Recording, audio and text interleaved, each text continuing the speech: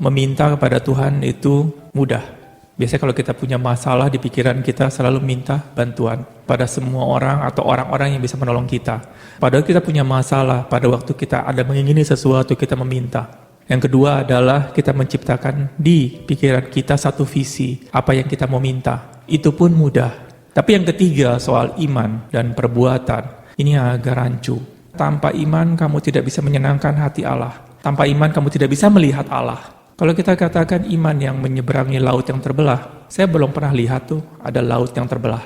Biasanya kalau kita berpikir adalah iman itu adalah kita kerja keras, kita harus punya pendidikan. Itu kita diajari oleh dunia seperti itu. Pada waktu kita ngomongin soal iman, nggak nyambung. Tuhan ngomong apa, kita berjalan seperti apa. Makanya ini bukan saya ngomong. Statistik mengatakan bahwa 100 orang Kristen percaya kepada Yesus adalah Tuhan. Cuma 2 orang yang sukses. Apa itu sukses gimana? Yang menerima apa yang Tuhan sudah berikan atau Tuhan sudah sediakan. Biasanya kalau kita orang Kristen, berkat Tuhan itu untuk semua orang Kristen. Jadi kalau Tuhan sudah ngomong ada janji Tuhan di dalam firman Tuhan, ada 100 orang Kristen, 100-100-nya harus Tuhan berkati. 100-100-nya harus terjadi manifestasi. Makanya kita selalu ngomong, manifestasinya mana Tuhan? Saya sudah tunggu-tunggu. Saya sudah berdoa siang dan malam. Saya sudah berpuasa. Saya sudah belajar firman. Saya sudah sekolah. Saya sudah ke gereja setiap minggu. Saya sudah dibaptis. Kita kasih tuh semua kriteria untuk bisa terjadi namanya manifestasi. Mungkin kita buka lagi kitab Lukas 4 ya. Dan dikatakan setelah Yesus selesai berkhotbah, semua orang itu membenarkan Yesus. Mereka memahami, saya mengerti, Tuhan datang untuk memberkati saya. Lalu Yesus berkata kepada mereka, pada zaman Elia terdapat banyak perempuan janda di Israel ketika langit tertutup selama 3 tahun dan 6 bulan. Dan ketika bahaya kelaparan yang hebat menimpa seluruh negeri. Tetapi Elia diutus bukan kepada salah seorang dari mereka, yaitu gimana perempuan janda-janda yang di Israel, tetapi kepada seorang perempuan janda di Sarfat di tanah Sidon.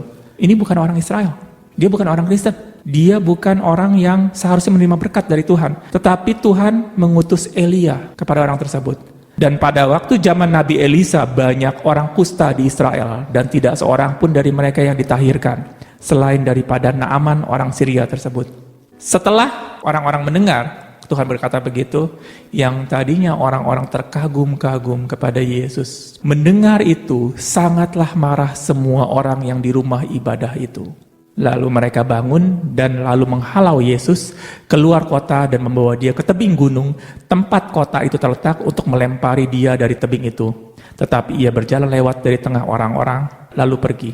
Kebiasaan orang Israel, kalau ada orang yang dikatakan tanda petik sesat, mereka akan membawa orang tersebut, dilempari ke tebing, dan setelah dia jatuh ke tebing, dilempari dengan batu. Dari mengeluh-elukan Yesus, disuruh memperlihatkan kuasa Tuhan, tiba-tiba Yesus ngomong 2 hal ini, langsung mereka marah total dan akhir mau membunuh Yesus. Status kita sebagai orang Kristen tidak menjamin Tuhan akan menolong kita. Tuhan akan bekerja sesuai dengan iman kita. Selalu Tuhan berkata bahwa imanmu lah yang menyelamatkan kamu. Iman tanpa perbuatan adalah mati. Iman seperti apa yang ini?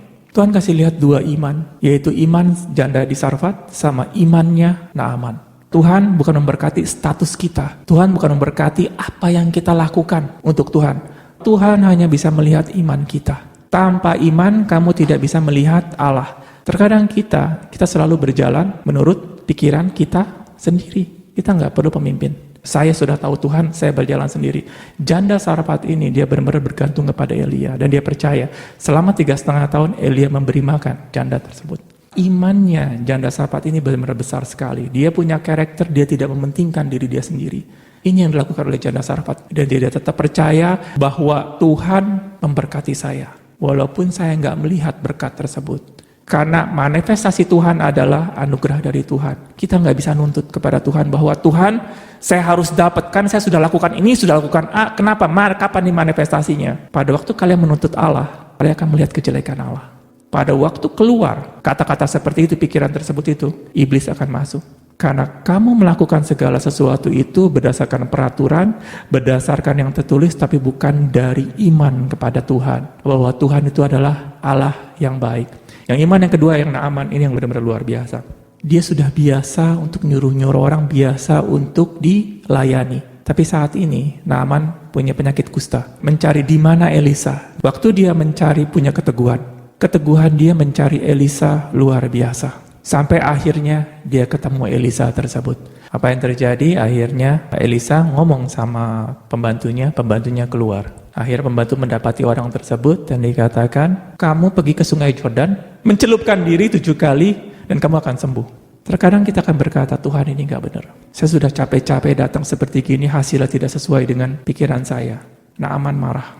Waktu Naaman marah, ada pegawai bawahan ngomong sedikit, Pak, jangan marah. Cuman hanya pergi celupkan. Akhirnya Naaman waktu dinasehati oleh pembantunya, dia surut.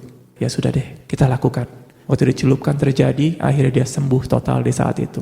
Naaman, dia mencari Allah. Waktu kita mencari Allah, kita nggak kirim utusan. Tuhan katakan apabila kamu mencari aku, seperti mencari perak dan permata, maka kamu akan mendapatkan aku. Itu dilakukan oleh Naaman.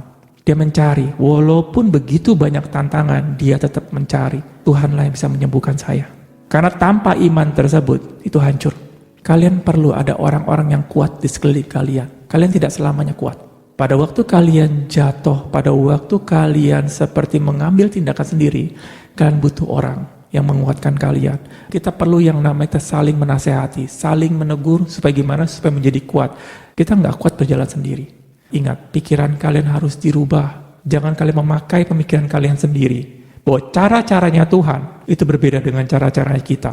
Tuhan sekali lagi tidak melihat status kalian. Kalian mau baca firman setiap hari, mau ke gereja, mau gimana pun segala macam. Tapi kalau kalian tidak menunjukkan iman dari hati yang paling dalam, Tuhan gak lihat. Tapi pada waktu kalian punya iman dalam hidup kalian, Tuhan akan berkati dalam setiap langkah kalian. Kamu diberkati berdasarkan iman kamu, bukan dari perbuatannya. Kalau hanya cuma kalian berbuat tanpa ada imannya, ada batasnya. Mulut kalian akan berkata, kenapa Tuhan belum terjadi? Kalian berlagi berbarter dengan Tuhan. Pada waktu Tuhan berkata sesuatu, kalian masuk kiri keluar kanan. Itu bukan iman. Iman kalian akan diuji dengan ketaatan kalian. Waktu kalian lagi happy, memuji-muji Tuhan, itu bukan iman. Pada waktu kalian lagi sulit, bisa nggak hati ini memuji-muji Tuhan? Bisa nggak hati ini katakan, Tuhan kau baik, Tuhan saya percaya kepadamu.